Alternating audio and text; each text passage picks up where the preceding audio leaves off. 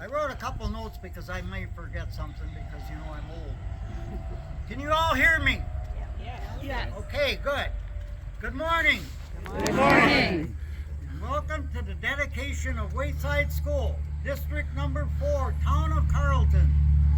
Today we dedicate this school in honor of Dr. William Bill Fowler. First, I would like Chris Fowler to introduce the family members here. Would you do that, Chris? All right, this is number 1 right here. This is my mom, Heidi.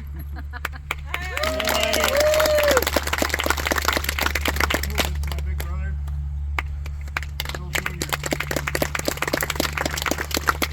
And Chris. and we're missing the one in the middle, which is our sister Annette. And then we have our wives, Lori, Karen, Glenn, and then we have Lori's sisters. You know, there's old Kiwani and there's newer Kiwani. We'd be like new Kiwani. They're all old Kiwani. They've been around for 100, dang near 200 years. Sometimes I feel I don't belong up here, but yet I want to tell you something that I first learned. Thank God for Bill Fowler, who passed away this last winter. But Bill and I had a lot of time together, but following the getting to school here, I did some history, and I found out my great-grandparents lived just right next to where this school stood.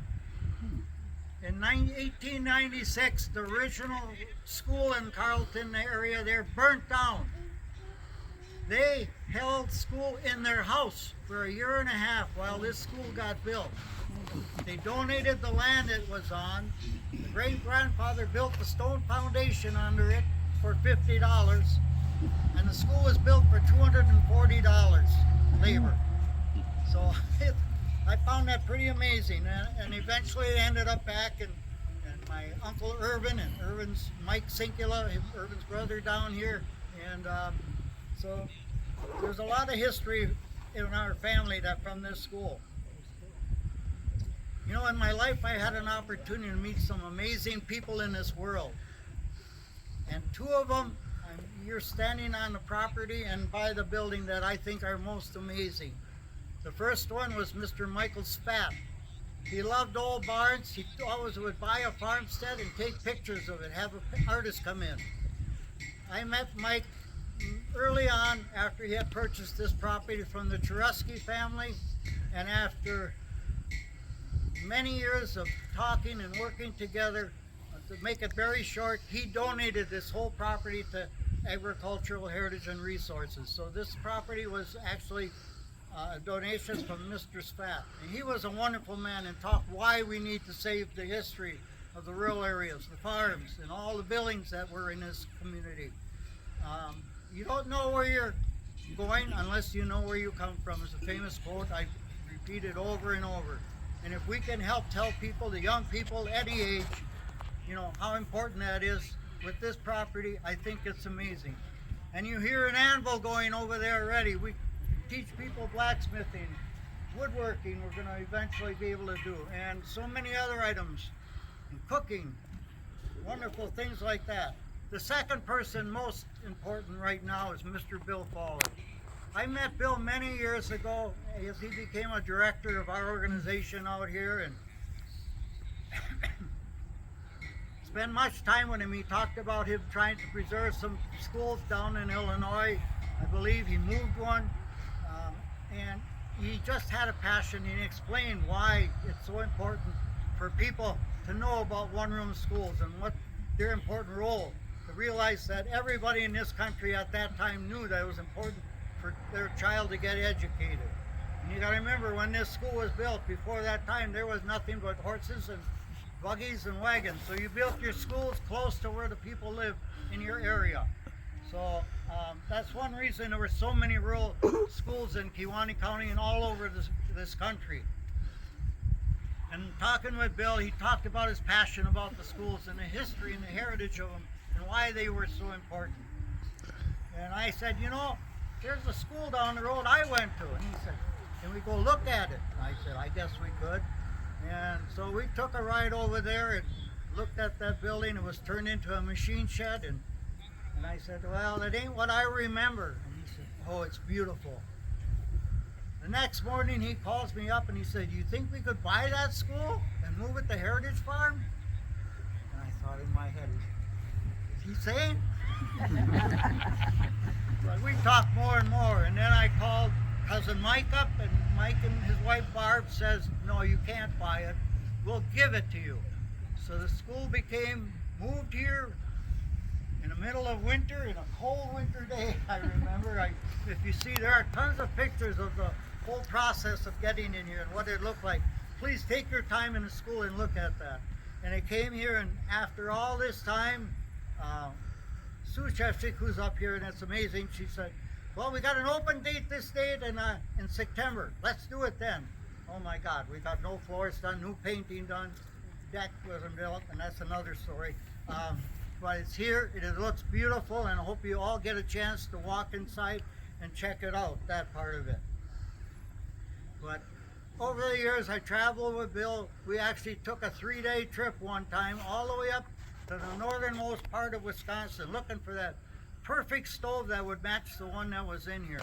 Well, we got up there and he looked at that stove, and I looked at it and said, I think we can make it work. We really needed the outdoor with a round shield that protected the pot belly from kids getting burnt on it. Well, after we got there and after we talked to it, the gentleman who told us about it asked his mother. Mother said, you can't have it. So we made a 3-day trip, but it was a wonderful trip talking to him about schools and all that history. And then I looked up, we're doing a dedication. What is dedication? Dedication is defined as a commitment or a devotion to a task, cause, pursuit, or person. It involves investing time, talent, effort, energy into something important, often characterized by hard work, perseverance despite challenges. Additionally, dedication can refer to selfless devotion and the quality of being loyal or devoted to a cause or ideal. Now, I can tell you all, Bill covered that. He was so passionate about this project, and this is why it is here now and why it has happened.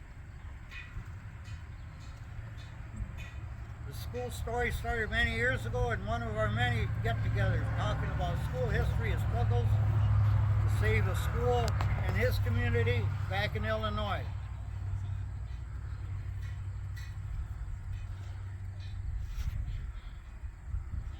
And I mentioned Sue picked this date that we have, and we finally got it to this point.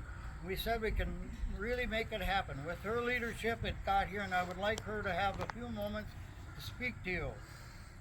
And Sue, can you do that? It's all the work that went into it. The process. When I subbed all those years at the Kewanee Public Schools when I was in the high school, I'd walk in with a pack of detention slips. And that was my discipline. And I put a lot of kids in detention, but I still see a lot of kids and their children these days.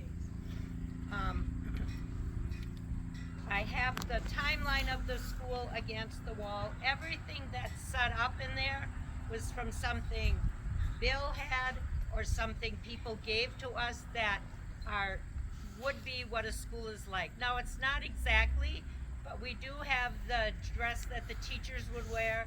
We have Bill Atrotovic's desk that he built in school, and then he used it in this school, and then he was the superintendent of schools, and he used it then. So there's just a lot, and we couldn't have gotten any of this done without the help of all the volunteers and people that came and did things. And I guess I just wanted to get it done, so that's why I pushed for today. But the Rotary Club was agreeing with me, so that's pretty good.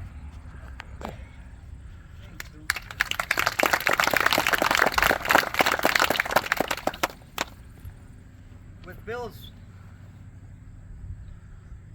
decisions to do this, I did write a little book about the history of me going to the one-room school, and I'll have a few copies in here, and if you want to make a little donation to the organization, they'll be available. But one of the things I thought about and going through all the history of this school and the schools in this area is we realized The one-room schools at their time were the best way to educate young students. You didn't have transportation to take to large public schools. Were they the best? I will say, I never heard a word bullying when I went to a one-room school. Sometimes you hear about that now. You were family. Everybody in the community was family. And you worked in school with the other students and with their parents, and it was always seemed like it was a family. And of course, I think about a third of the school was Sinkula's back then, but so maybe it was basically family. But there were drawbacks too, and I understand how public school has made it so much better. We have a grandson who's special need, and I remember when I was a youngster how many special needs students there were. You never saw a ramp to go into a school. You never saw many of those kids ever make it to a public school.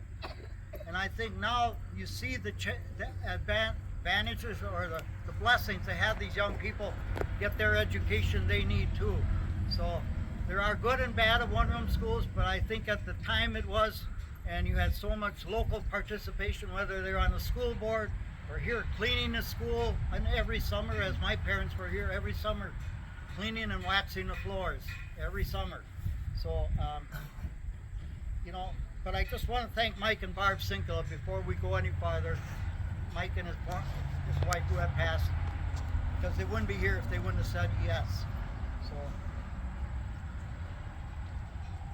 there's one special person. Bill was very active in the Rotary, and he always spoke about his activeness in the Rotary, and the Rotary recognized the special person Bill Fowler was. And so I have Ben Gerald here today who wants to maybe talk a few words about Bill and the plaque that he will reveal that was dedicated to Bill. That's going to always be on this old Wayside School district number 4. Ben, you want to speak? Yeah. Morning, my name is Ben Gerald. I am the president of the Rotary Club of Kewanee. And as Jerry said, in addition to the many other things that Bill did, he was a longtime Rotarian. And as a Rotarian, we try to give back to the community and improve it. And so Bill did a lot of those things separate from the Rotary, but also with the Rotary. If you look around town, there's statues. There's a statue in front of the firehouse. There's a statue in Harbor Park that Bill created, and Rotary helped with the construction of that, and all of the things. We wanted to be able to honor our past member Bill with all of the good work that he did. And so when Sue came and talked to us about the school, we kind of had a discussion about it and thought this would be a great way to do it. And so that's why we're here, to honor Bill. Thank you. It can be time. This is your show. Grab it on top and hope your statement comes out with it. Oh, nice.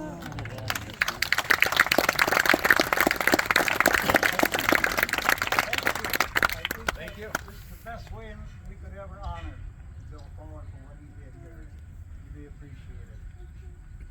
Do you want to talk about the snack? Oh, yes, I will.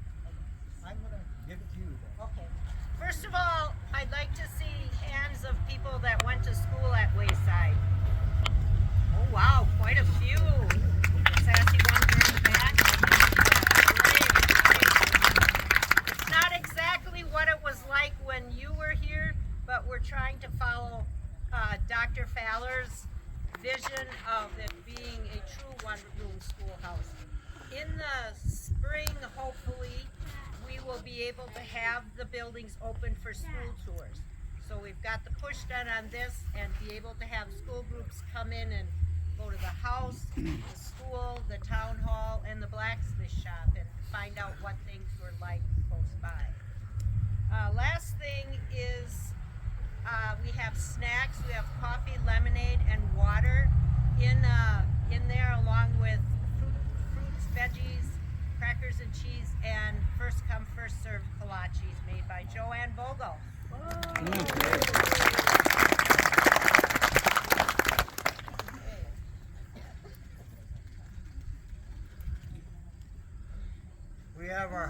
asking, go ahead. My mom taught school here Yes, your mom taught school here. She in the taught 50s. Yes. in the 50s. During the She was 50s. my teacher for 6 of my 8 years here. And it was a blessing to have her as my teacher. Mrs. Teskey. I was 8 years here. You were 8 years here. That was before I went to school here. I didn't see you. He was in detention. We had the blacksmith shop open. The house is open. A beautiful log house here you can check out. Restrooms are right through that white door, and you can walk through the hall to them if you need a restroom. And the town hall is looking beautiful inside. We've got a beautiful cabinet there that Fowler family has given to us that Bill had in his little law office down there. It's beautiful. So take a peek at that. It needs a little work on it yet, but it's coming along. So enjoy the rest of the day, would you please? Thank you all for coming. I can't believe it. Bill's up there and said, let the sun shine.